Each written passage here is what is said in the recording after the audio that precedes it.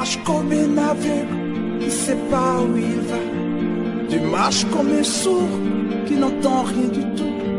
Tu t'en fous de Dieu, tu te moques de sa Bible. Mais un jour, tu couleras des larmes pour tout cela. Tu vas couler des larmes, tu vas pleurer un jour. Dis-moi si tu mourrais ce soir, mais que diras-tu à Dieu? Si tu mourrais demain, que diras-tu à Dieu? Mais si tu mourrais ce soir, que diras-tu à Dieu? Si tu mourrais demain, que diras-tu à Dieu?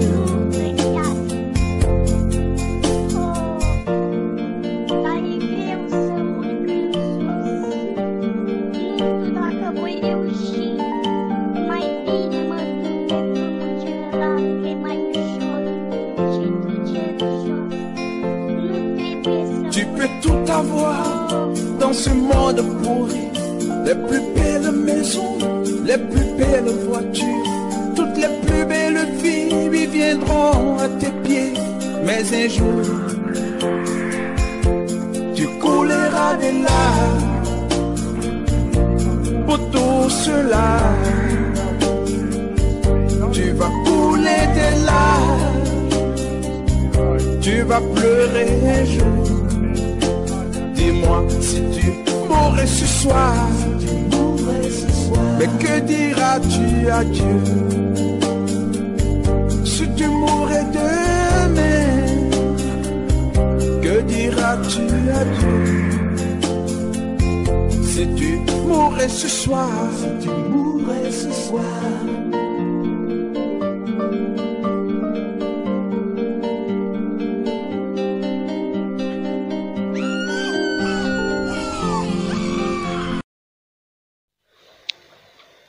Peuple de Dieu, bien-aimés dans le Seigneur, je vous dis bonsoir, bonjour, selon les différents horaires que vous êtes en train de nous suivre.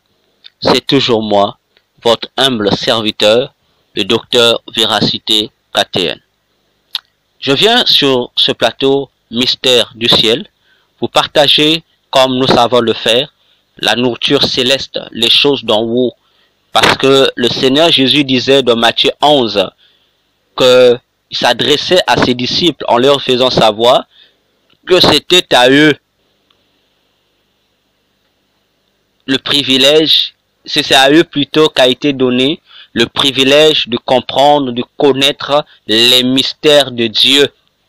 Cela pour nous bien-aimés qui sommes des enfants de Dieu, c'est un privilège et nous devons être dans la joie lorsque le Seigneur nous révèle les choses cachées, parce que Deutéronome 29 déclare les choses cachées appartiennent à l'Éternel, mais les choses révélées nous appartiennent à nous et à nos descendants. C'est pourquoi je suis toujours heureux lorsque je viens sur cette émission, sur ce plateau Mystère du ciel, vous parler de la part de Dieu, vous partager certaines expériences spirituelles que je ne cesse de bénéficier de la part du Seigneur. Ça fait toujours du bien pour nous, notre affermissement, pour nous donner des outils encore pour nous préparer à la rencontre de Jésus-Christ dans les airs.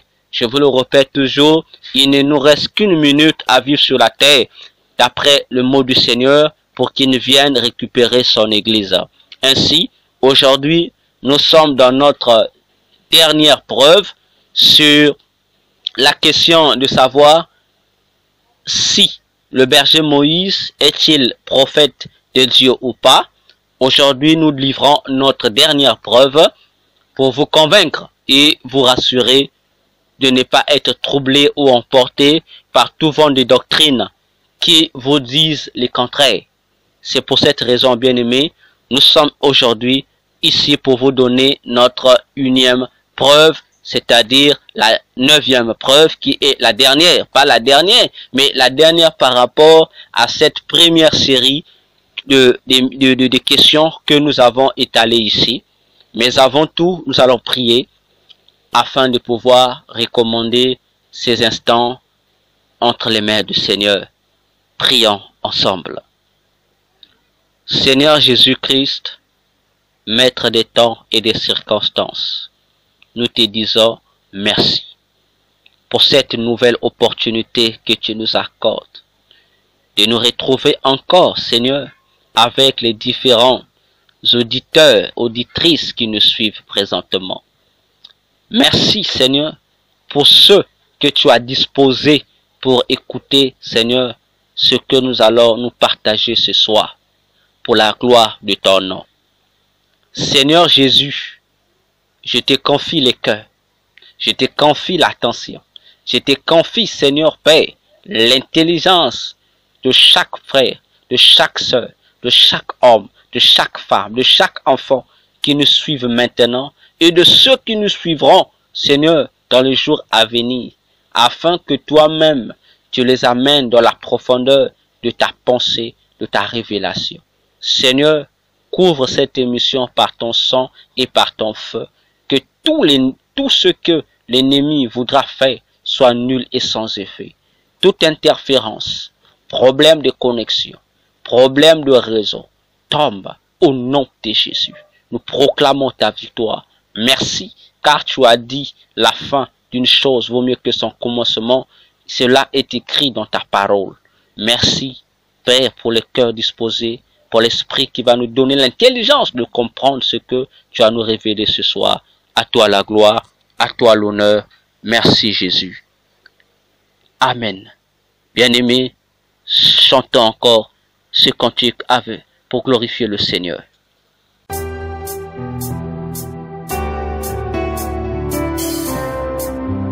Les annales du monde présentent une quantité d'hommes aux sentiments généreux, des philanthropes débordant d'altruisme.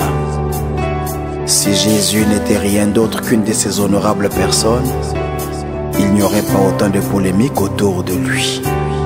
Jésus, mon sujet d'adoration. Seigneur, je veux t'adorer dans ces instants précieux. Alléluia. Toujours à tes pieds, je demeure. Toujours à tes pieds, je m'abandonne.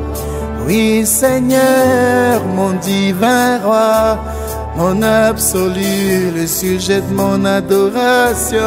Toujours à tes pieds, je demeure. Toujours à tes pieds, je m'abandonne.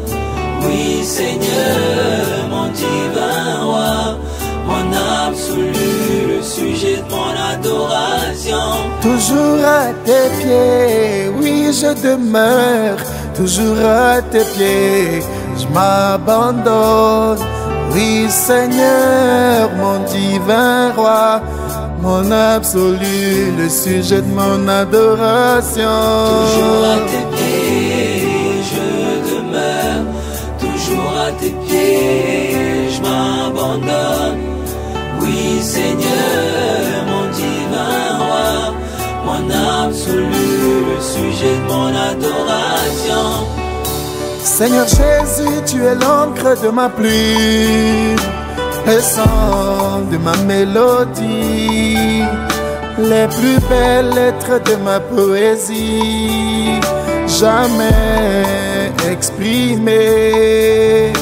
D'âge en âge t'as renommé, c'est accru à cause de l'accomplissement de tes promesses. De tes promesses, Jésus.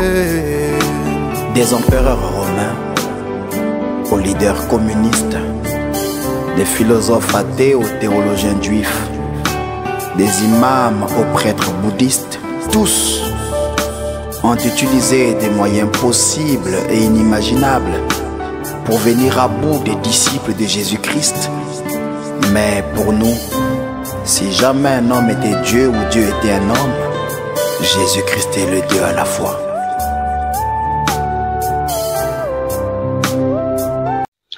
Oui, bien-aimés, c'est toujours une grande joie pour nous de chanter notre Seigneur Jésus-Christ, comme le dit les puissants, la louange sied aux hommes droits. Heureux le peuple pour qui l'Éternel est Dieu. Et nous sommes heureux, bien-aimés, vous également, vous devez l'être. Alors, parlons de notre 9e preuve sur la véracité de l'identité divine du berger Moïse Lushiku. Bien-aimés dans le Seigneur, soyez attentifs, suivez-moi, très attentifs. Il s'agit également d'un songe que j'ai reçu courant le mois de mars 2020. Alors, bien-aimés, voici donc le songe. Dans le songe, j'ai vu le berger Moïse. Il était habillé de la tenue que portent souvent les services secrets comme la CIA ou l'FBI, c'est-à-dire cette tenue militaire lorsqu'ils sont en pleine opération de traquage des malfrats. Vous comprenez ce que je suis en train de dire. Le berger était là, c'est lui qui dirigeait la troupe qui était là. Ils étaient armés. De la même manière que se arment les services militaires lorsqu'ils vont accomplir leur opération. Alors, pendant qu'ils sont en train de se balader, ils vont rentrer dans un domaine, ils vont rentrer à l'intérieur, et pendant qu'ils vont rentrer, ils recherchaient quelqu'un. Et cette personne qu'ils recherchaient devait être retrouvée d'urgence parce que il était qualifié d'être un hors-la-loi qu'il fallait arrêter parce que il avait des choses en lui qui pouvaient détruire. Bon, je ne sais pas, il s'agit de quelle chose. Alors, pendant qu'ils sont rentrés dans cette zone qui semblait être comme une vieille industrie abandonnée, ils vont rentrer, ils vont chercher de fond en comble, ils ne trouvaient personne, il n'y avait personne. Alors, le berger Moïse va donc réunir sa troupe, va leur dire, mais comment se fait-il qu'il n'y ait personne alors que sur nos radars, cela signifie montrer que la personne était ici. Alors, berger va donc insister à sa troupe en leur disant, poursuivons la recherche, il ne peut pas être loin, il est toujours caché ici, nous devons le retrouver coûte que coûte. Alors, le berger va donc scinder le groupe en deux. Il va dire, bon, vous, moi et l'autre groupe, nous allons nous orienter de ce côté-ci. Et il va appeler, il y avait un homme qui était là, il va dire, bon, va l'appeler par bon, il part par le nom, mais il va dire, mon adjoint, viens. Il dit, mon adjoint, toi, tu vas aller dans l'autre sens et moi, avec ceci, nous irons à l'autre sens. Quelque chose comme cela. Et puis, à un moment donné, le berger va encore dire, non, il dit, bon, toi, mon adjoint, tu viendras avec moi. Et il va recommander à un autre frère qui était là d'aller dans l'autre sens avec le reste de la troupe. Alors, le berger Moïse et son adjoint vont se mettre sur une autre piste, toujours dans le même domaine. En poursuivant, ils vont arriver dans... Le berger Moïse avait entre les mains un élément, un appareil qui détectait la présence de cet homme qu'ils étaient en train de rechercher. Alors, la machine va détecter que le monsieur était dans une pièce qui était au sous-sol du bâtiment. Alors, le berger Moïse, avec celui qu'il appelait son adjoint, vont donc arriver jusqu'à l'endroit indiqué par la machine. Dès qu'ils vont arriver, le berger Moïse va constater que il y aura dans cet endroit des appareils électroniques et une chaise qui démontre que le monsieur recherché était bel et bien là. Alors le berger Moïse va donc se demander, mais comment se fait-il que chaque fois que nous détectons la présence de ce monsieur et arrivé sur le lieu, nous trouvons toujours que le monsieur réussit à nous échapper, à prendre de la fuite. Alors pendant que le berger est en train de s'interroger, derrière lui, son adjoint va le pointer la mitrailleuse qu'il avait entre les mains et il va dire ceci. Il dit, tiens, berger. Et la personne parlait en lingala, quelque chose comme en lingala. Il va lui dire en lingala, je vais essayer de traduire en français. Il dit, berger, il y a longtemps qu'on te cherchait, on ne te trouvait pas. Mais aujourd'hui, en tout cas, c'est un jour, nous t'avons trouvé aujourd'hui. Il dit, tu veux savoir comment est-ce que la personne qu'on cherche réussit à déjouer nos plans? Il dit, c'est moi qui fait qu'il puisse déjouer le plan parce que lui et moi, nous sommes en contact. Et aujourd'hui, tu ne sortiras pas de ce lieu vivant. Parce qu'aujourd'hui, nous allons t'attraper, nous allons te massacrer. Et je veux voir cet adjoint va sortir son téléphone et va appeler les autres troupes. Et sur le champ, dans la pièce où ils étaient, il y a plusieurs personnes qui vont apparaître là, armées au jusqu'aux dents. Et dès qu'ils vont apparaître, et l'adjoint va donc s'incliner devant un autre monsieur qu'il appelait leur chef, je ne sais pas c'était qui. Et ce monsieur donc va donc dire au berger qu'il y a longtemps qu'on était en train de te chercher, on ne te trouvait pas, mais aujourd'hui, nous allons finir avec toi. Et ils vont commencer donc à se moquer du berger. Et le berger va donc demander à son adjoint, il dit, mais où sont les autres? L'adjoint va dire, ne t'inquiète pas pour les autres. En tout cas, eux, ils sont déjà massacrés, il restait que toi. Il faut que nous puissions finir également avec toi. Et tous ont pointé leurs armes au berger Moïse et ils vont dire, nous allons te tuer. Alors le berger va lui dire, toi mon adjoint, donc c'était toi qui étais le traître qui était dans mon camp? Et l'adjoint va répondre, oui, c'était moi. Alors, le berger Moïse va donc se retourner, puisqu'ils lui dit, tourne-toi, agenouille-toi, nous allons te tuer. Et pendant que le berger se retourne, leur donne le dos, le berger Moïse va dire, Seigneur, je me remets entre tes mains. Une fois déclaré ainsi, il y a eu comme des éclairs qui ont frappé la pièce, et ces hommes sont tombés, et le berger Moïse a commencé à courir, cherchant les issues pour sortir du bâtiment. Et ces hommes tombés vont se relever, vont commencer à le poursuivre, jusqu'à ce que le berger Moïse va réussir à sortir du bâtiment. Et eux, il y avait une foule incroyable de personnes qui étaient en train de le poursuivre. Et arrivé vers la clôture du domaine, il n'y avait plus d'issue. Alors, le berger Moïse va s'envoler. Il va s'envoler. Et ceux qui étaient là ne pouvaient pas le suivre. Ils vont lui dire, ah, tu t'es sauvé encore une fois, ne t'inquiète, nous allons te retrouver, même si tu t'es échappé, mais nous allons te retrouver. Et pendant que le berger Moïse s'envolait, il est sorti, le singe prit faim. Et lorsque je me suis réveillé, j'ai fait un message vocal au berger Moïse pour lui en parler. Alors, bien-aimé dans le Seigneur, ce qui est étrange et curieux, plus tard, j'ai découvert, parmi les témoignages du berger, que, effectivement, le berger Moïse avait dans son église un traître, celui qui était son adjoint, qui était un sorcier. Alors, j'ai compris que la vision que j'avais reçue était effectivement vrai. Et par là, je confirme encore que le berger Moïse Loshiko est véritablement un prophète de Dieu. Pour les précisions en ce qui concerne cet adjoint, je ne le connais pas.